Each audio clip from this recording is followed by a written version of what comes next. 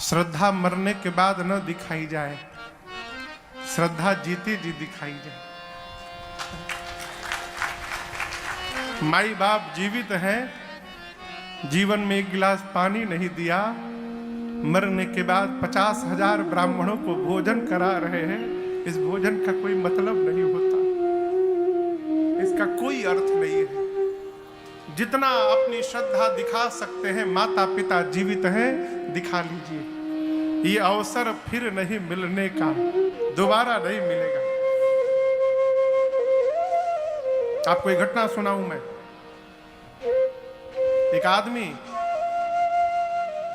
भोजन करने के बाद, एक इस प्रकार सत्य घटना है, भोजन करने के बाद एक उसके घर में कोठरी जैसा था, उस कोठरी में जाता था और थोड़ी देर रहता था, फिर बाहर निकलता था।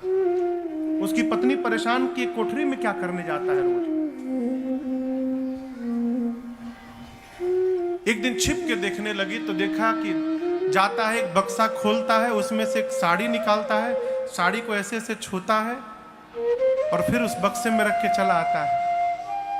इसकी पत्नी को लगा ये कौन सी साड़ी है, तो उसकी एक दोस्त थी, उस दोस्त से सब बताया।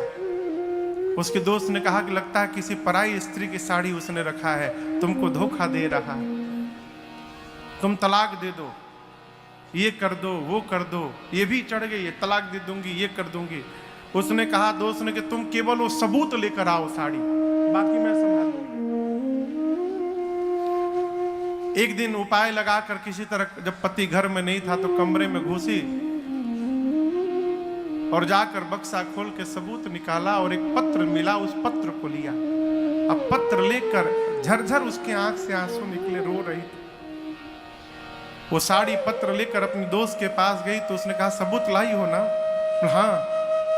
साड़ी दिया, कहा इस साड़ी के साथ एक पत्र है, इसको भी एक बार पढ़ लो। उस पत्र में उसने लिखा था, वो साड़ी उसकी मां की थी। उसमें लिखा था, मां एक शिकायत है तुमसे,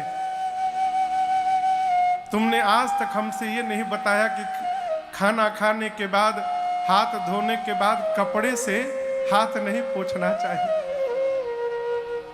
मैं बचपन से तुम्हारी साड़ी में ही हाथ पोंछता रहा, तुम तो चली गई लेकिन ये आदत नहीं गई। जब एक दिन तुम्हारी बहू की साड़ी में मैंने हाथ पोंछ दिया तो उसने मुझे बहुत जोर से फटकार लगाई, कहा ये बुरी आदत है। मैंने कहा बचपन से करता हूं, तो उसने कहा आदत सुधारनी भी चाहिए, लेकिन मैं क्या करूं मां, जब तक मैं तुम्हारी साड़ी में हाथ नहीं पोंछता हूं, मुझे लगता है कि मैंने भोजन ही आज नहीं किया है। इसलिए मैं तुम्हारी बहू से छिप कर रोज तुम्हारी साड़ी में अपने हाथ को पोंछता हूं। उसकी मित्र ने जब ये पत्र पढ़ा तो वो भी झरझर रोने लगी। ये प्रसंग मैं पढ़ा तो हिल गया। मैं बार बार निवेदन करता हूं, भगवान बाद में, जन्म देने वाले माता पिता पहले भगवान है। जिसके माता पिता प्रसन्न नहीं है, भगवान कभी उस पर प्रसन्न होने वाले नहीं। इसलिए माता पिता को प्रसन्न रखिए।